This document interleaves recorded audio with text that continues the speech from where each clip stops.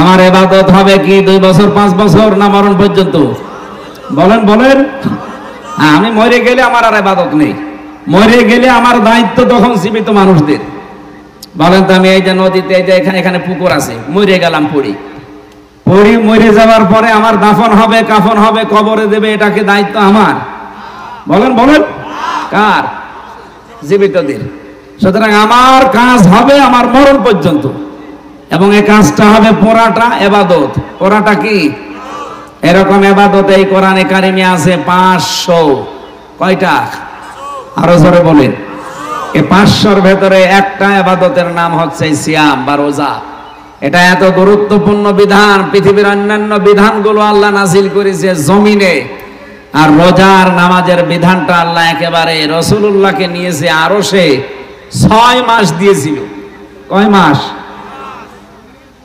50 ওয়াক্ত নামাজ দিয়ে, 6 মাস রোজা দিয়ে তিনি যখন ফিরে আসছিলেন, মুসা নবীর সাথে দেখা হয়েছিল 6ষ্ঠ আসমানে। হযরতে মুসা ডাক দিয়ে বলেন, ইয়া রাসূলুল্লাহ সাল্লাল্লাহু আলাইহি সাল্লাম, খুব আনন্দ মনে হচ্ছে, কি দিয়েছে আল্লাহ আপনাকে? বন্ধুর বাড়িতে গেলে তো কিছু না কিছু হাদিয়া তোফা দেয়, কি পেয়েছেন আপনি? নবীজি বলেন, ভাই মুসা, আমি পেয়েছি 50 ওয়াক্ত নামাজ আর 6 মাস রোজা।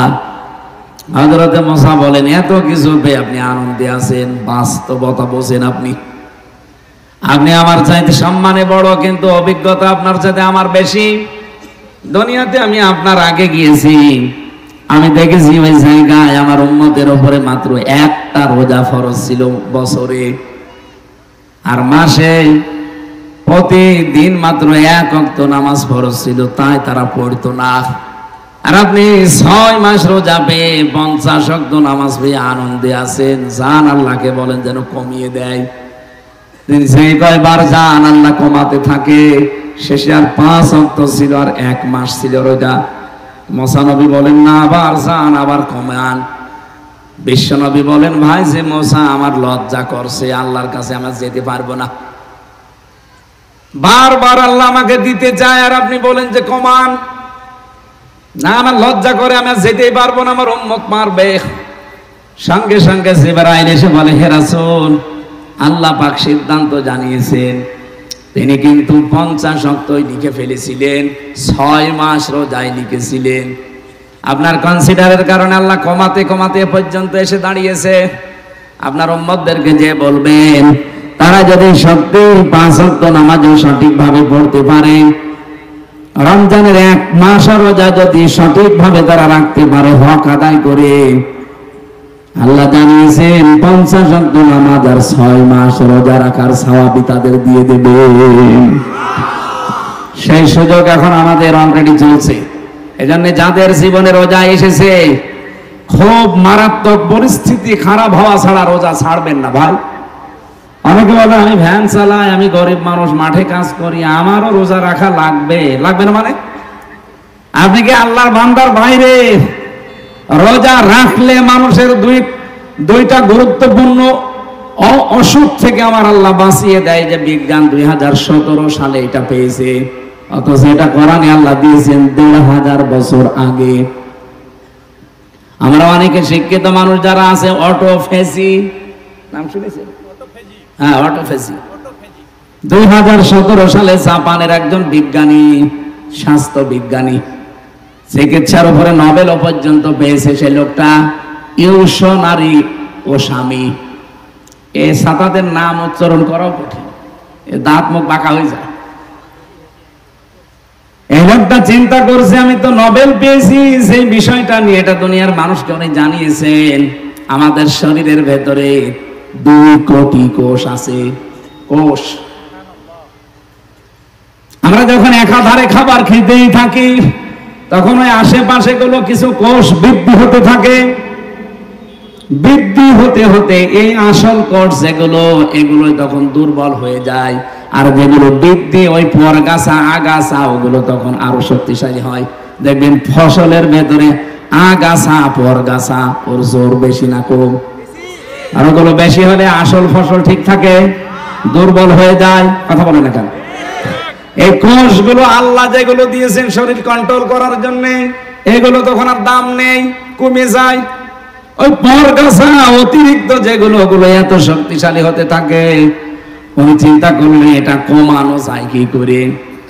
13 বছর গবেষণা করে তথ্য দুনিয়ার মানুষকে দিয়েছে। কেউ যদি একাধারে 29 থেকে 30 দিন 24 ঘন্টার 12 থেকে 14 ঘন্টা দিনের বেলা না খেয়ে থাকতে পারে, একাধারে 1 মাস এভাবে যদি পালন করে, অতিরিক্ত কোষগুলো, এই কোষ আস্তে আস্তে খেয়ে সব সাবার করে ফেলে। এগুলো যদি সাবার না হয়, উনি দেখেছেন রক্তের ভেতরে 5 প্রকার ক্যান্সার হওয়ার সম্ভাবনা বেশি। আমাদের এই যে 3.5 হাত বডির ভেতরে 5.5 কেজি রক্ত আছে, এখানে প্রায় 5 প্রকার ক্যান্সার হয়। ওই অটোফেজি আবিষ্কারের মাধ্যমে তিনি দেখিয়েছেন। ওই কোষগুলো যেগুলো পরগাছা আগাছা অতিরিক্ত গুলো বৃদ্ধি হতে থাকে, তখন আপনার আসল কোষ দুর্বল হয়ে যায়, ক্যান্সার দেখা দেয়। 2 নম্বরের টিউমার নাই রক্তের ভেতরে থাকবে। অনেকের দেখবেন শরীরের ভেতরে টিউমার ভেসে ওঠে, যে একটা ভেসে উঠেছে। এটা আমার জেলখানা থাকতে হয়েছিল 3 বছরে, ওখানে তো চিকিৎসা ছিল না, করতে পারি নাই। বের হয়েও যে সময় দেব সে সময়ও পাই না। উনি বলছে 30 দিন যদি একাধারে দিনের বেলায় কেউ না খেয়ে থাকতে পারে, অটোমেটিক ভাবে ওই ন্যাচারাল ভাবে যেগুলো তৈরি হয়, ওনার তো আল্লাহ বলে না, বলে যে গডের দেওয়া প্রাকৃতিক ভাবে, প্রকৃতিগত ভাবে যেগুলো তৈরি হওয়া 2 কোটি, ওগুলো তখন এই আশপাশে যা থাকে খেতে আরম্ভ করে।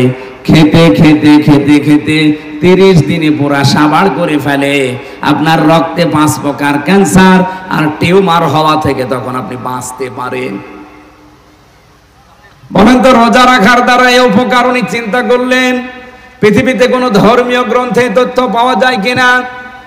4,500 ধর্মীয় গ্রন্থ আছে দুনিয়ায়। কত? 4,500 উল্লেখযোগ্য যেগুলো তিনি মিলিয়েছিলেন, দেখি কোনটা মিলানো যায়। সর্বশেষ তিনি আমাদের কোরআন, মুসলমানদের ধর্মীয় গ্রন্থ সূরা বাকারার 184 নম্বর আয়াতের শেষের অংশের সাথে তিনি এই তথ্যটা মিল পেয়েছেন।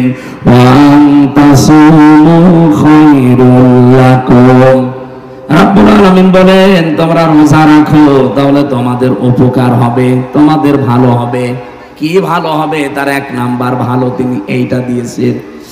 এখানে ধনী হোক গরিব হোক, রোজা রাখলে মারাত্মক এই অসুস্থতা থেকে, অসুখ থেকে আল্লাহ আপনাদেরকে আমাদেরকে বাঁচাবেন। বলেন সুবহানাল্লাহ। 2 নম্বরে, কোন মানুষ যদি রোজা রাখার অভ্যাস করে, আমরা 2 জন নবীর নাম পড়েছি কিতাবে। একজন নবী হযরত নূহ আলাইহিস সালাম, সারা জীবনে কোনোদিন তিনি অসুস্থ হননি। 950 বছর হায়াত পেয়েছিলেন, সারা জীবনই তিনি রোজা রাখতেন। বিজ্ঞানও এখন প্রমাণ করছে রোজা রাখলে এই শরীরের ভেতরে অনেক জার্ম আল্লাহ শুকিয়ে দেয়, নষ্ট হয়ে যায়। ওগুলো এমনি এমনি আপনি সুস্থতা অনুভব করবেন। এতে যারা বলে আমি গ্যাসের কারণে রোজা রাখতে পারি না, এটা একটা ভণ্ডামি। রোজা রাখলে গ্যাস আরো ভালো হয়। যারা বলে আমি ডায়াবেটিসের কারণে রোজা রাখতে পারি না, আরে ভাই আমি নিজে তো পরীক্ষিত। জেলখানায় গিয়ে আমার ডায়াবেটিস 27 হয়ে গিয়েছিল। এই যে 3 দিন রোজা রাখার দ্বারা আমার মনে হচ্ছে যে আমার ভালোই লাগছে। এই জন্য রোজা রাখলে বিজ্ঞানও প্রমাণ করছে যে রোজা রাখার দ্বারা মানুষের ডায়াবেটিস আরো কন্ট্রোল হয়। সুবহানাল্লাহ বলতে পারেন? রোজার মাস যারা পেয়েছেন, রোজা ছেড়ে দেবেন? বলেন। উদ্বুদ্ধ করবেন আরো যারা রাখতে চায় বা রাখতে পারে এরকম মানুষদেরকে।